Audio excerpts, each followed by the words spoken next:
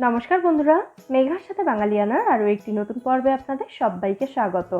আজ এনেছি ইলিশের দারুণ সুস্বাদু একটি প্রিপারেশন, ইলিশ মাছের মালাই ভাপের রেসিপি। মুখে দিলেই মিলিয়ে যাবে এমনই মাউথ মেল্টিং একটা টেস্ট হয় এই মালাই ভাপের, আর এটা কিন্তু বানানো ভীষণ সহজ। তাহলে চলুন একদম স্টেপ বাই স্টেপ এই মালাই ভাপের রেসিপি আজকে দেখে নেওয়া যাক। আমি এখানে 4টে ইলিশ মাছের পিস নিয়েছি। আমি রিং পিস দিয়ে করছি, আপনারা গাদা পেটি যে কোনোটা দিয়ে করতে পারেন। এই 4 পিস মাছের টোটাল ওজন 350 গ্রাম মতো রয়েছে। এবার এই মাছগুলোর মধ্যে নুন হলুদ মাখিয়ে নিতে হবে। তার জন্য আমি হাফ চা চামচ করে নুন আর হলুদ এর মধ্যে দিয়ে দিলাম।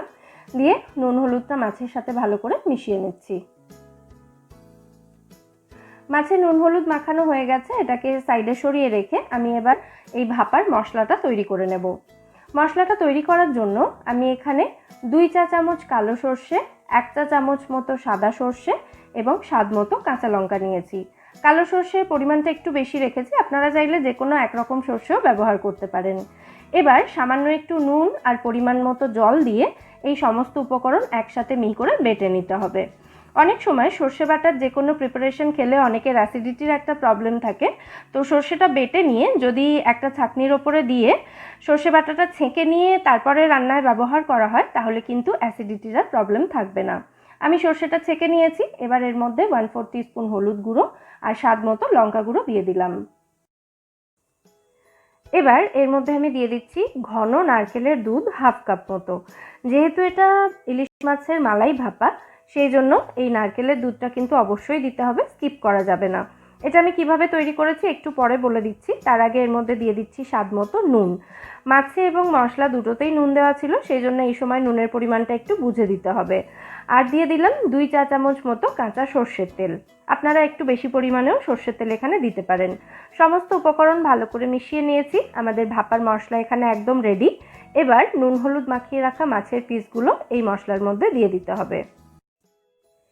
এবার নারকেলের ঘন দুধটার ব্যাপারে একটু বলে দিই।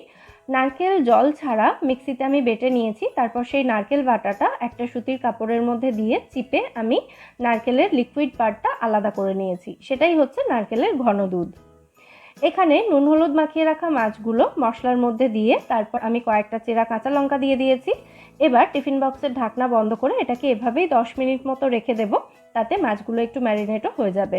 তারপর আমরা এটাকে ভাপিয়ে নেব। এবার মাছটা ভাপিয়ে নিতে হবে। তার জন্য একটা কড়াইতে আমি এখানে 1 গ্লাস মতো জল গরম করতে দিয়েছি। জলটা ফুটতে শুরু করেছে দেখুন। এই সময় টিফিন বক্সটা খুব সাবধানে জলের মধ্যে বসিয়ে দিতে হবে। আর খেয়াল রাখবেন জলের লেয়ার যাতে টিফিন বক্সের অর্ধেকের ওপরে না থাকে, তাহলে কিন্তু ফোটার সময় মানে এটা যখন ভাপানো হবে তখন জল ফুটতে ফুটতে টিফিন বক্সের ভেতরে ঢুকে যাবে। তো সেই কারণে জলটার লেয়ার যাতে টিফিন বক্সের অর্ধেকের নিচে থাকে সেটা খেয়াল রাখতে হবে। এবার এই কড়াইটাকে ঢাকা দিয়ে গ্যাসের ফ্লেমটা লো এবং মিডিয়ামের মাঝামাঝি রেখে এটাকে ভাপিয়ে নিতে হবে 20 মিনিট মতো। ইলিশ মাছ সেদ্ধ হতে কিন্তু খুব বেশি সময় লাগে না, 20 মিনিট কিন্তু যথেষ্ট। 10-15 মিনিটেই কিন্তু ইলিশ মাছ ভালো মতো সেদ্ধ হয়ে যায়। প্রায় 20 মিনিট পর আমি কড়াইয়ের ঢাকনা খুলে নিয়েছি, কিন্তু টিফিন বক্সটা এখন প্রচণ্ড গরম, তাই এটাকে ঠান্ডা হওয়ার পর আমি বের করে নিয়েছি। দেখুন আমাদের ইলিশ মাছের মালাই ভাপে কিন্তু এখানে একদম রেডি। আমি একটু নাড়াচাড়া করে দিচ্ছি এগুলোকে, তারপর সার্ভ করে দেব। তবে এই সময় মাছের পিসগুলোকে খুব সাবধানে নাড়াচাড়া করতে হবে, তা না হলে এগুলো ভেঙে যাবে, কারণ সেদ্ধ হওয়ার পর মাছের পিসগুলো একদম নরম তুলতুলে হয়ে থাকে। এবার আমি এই মাছের পিসগুলোকে একটা প্লেটের মধ্যে সার্ভ করে দিচ্ছি। এর সাথে শুধু একটু গরম ভাত দরকার। মুখে দিলেই মিলিয়ে যাবে এরকমই একটা মাউথ মেল্টিং টেস্ট হয় এই ইলিশ মাছের মালাই ভাপের। অবশ্যই কিন্তু এটা বাড়িতে ট্রাই করবেন। এবার আমি একটা মাছের পিস একটু চামচ দিয়ে কেটে দেখিয়ে দিচ্ছি। দেখুন মাছটা কতটা ভালোভাবে সেদ্ধ হয়েছে। একটু কাছ থেকে দেখাচ্ছি যাতে আপনাদের বুঝতে সুবিধা হয়। দেখেই বুঝতে পারছেন মাছগুলো কতটা ভালোভাবে সেদ্ধ হয়েছে। তাহলে অবশ্যই এই রেসিপিটা আপনারা বাড়িতে ট্রাই করবেন এবং আমায় জানাবেন রেসিপিটা আপনাদের কেমন লাগলো।